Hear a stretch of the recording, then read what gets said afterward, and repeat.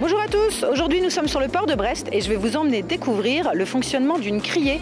On va aller rejoindre Ronan Floch, le directeur de la criée de Brest, qui va nous faire découvrir tout ce qui se passe au niveau de vos poissons, vos crustacés, du bateau jusqu'à ce qu'ils arrivent dans vos assiettes pour vos prochains repas de fête. Allez, on y va ?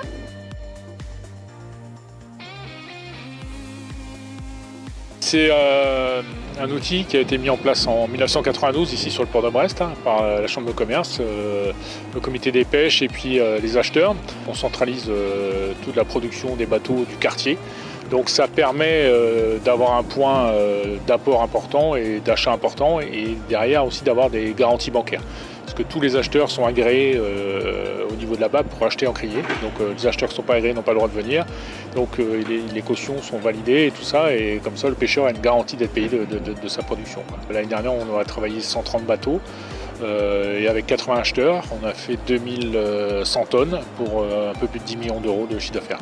Avec des espèces principales comme la lotte, coquille Saint-Jacques, la praire aussi, on a eu du lieu jaune aussi, lieu jaune de ligne pas mal. Donc on a une production très diversifiée. Et après, donc maintenant le marché c'est 90-95% par internet.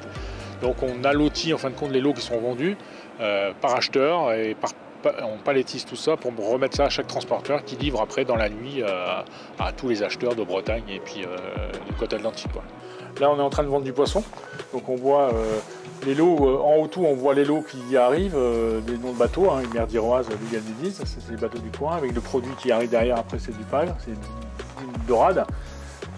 La taille du produit, la qualité à vendre, l'entier évidé. Marie est en train de faire la vente, donc la vente, il y a un prix de départ qui descend. Et dessous c'est les lots qui sont vendus, donc avec le nom de l'acheteur.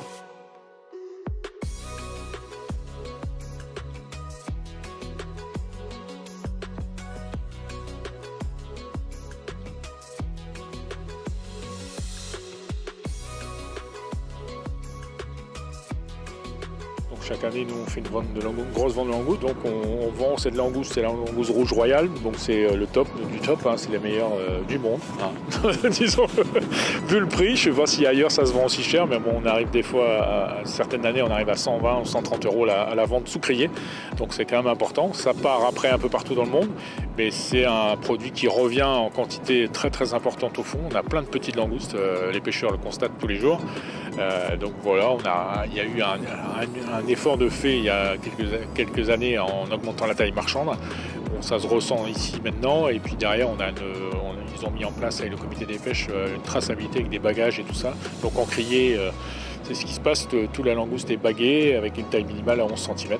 Et donc là ça revient, ça promet pour quelques années à venir d'avoir une bonne ressource en supplément pour le pêcheur.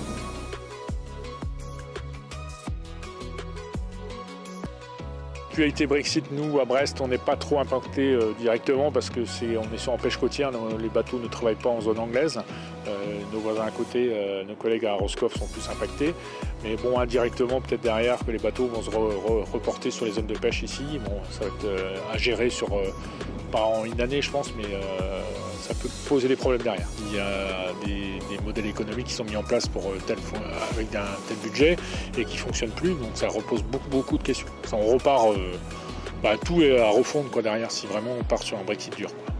Et bien voilà, on espère que cette visite virtuelle vous a plu et puis dès qu'on pourra tous se retrouver, promis, on vous emmène en réel visiter des nouveaux endroits.